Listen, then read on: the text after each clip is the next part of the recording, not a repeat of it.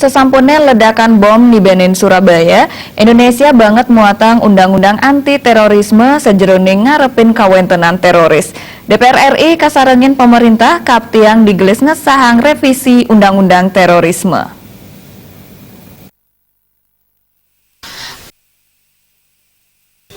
Sesampune wenten ledakan bom ring Surabaya, Rusunawa Sidoarjo, Wiadin Polrestabes Surabaya, wenten raris bicara intik revisi undang-undang terorisme, sane kantos mangkin durung kepuputang ring DPR RI. Revisi undang-undang nomor 15 puniki kuentenani banget responsif.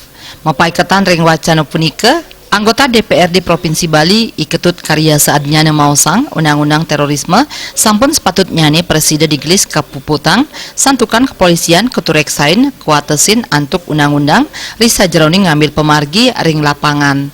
Ring revisi undang-undang teroris kepolisian presiden laksana yang pencegahan. Rikalaneng wenten organisasi jaringan sanika curigain kepolisian presiden ngambil tindakan. Anggan nyani ngelingang mangda pemerintah digelis ngesahang revisi undang-undang terorisme. Pengesahan punike kapialangin ring piteges terorisme punike. Risampune undang-undang terorisme sampun kapikukuhang, Polri presiden gelis ngambil tindakan nambakin sel-sel radikalisasi sane presiden dados bibit terorisme. Yening nenten wenten penyayub payung hukum pangupaya nes terorisme jagi mewah kelaksanayang.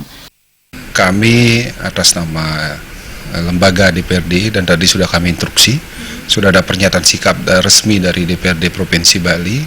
Pertama adalah turut berbelasungkawa terhadap korban yang selama ini bom di Makobrimob dan di Surabaya, kemudian mengecam dengan keras tindakan yang sangat keji dan juga masyarakat Bali harus tetap waspada karena Bali ini menjadi target utama.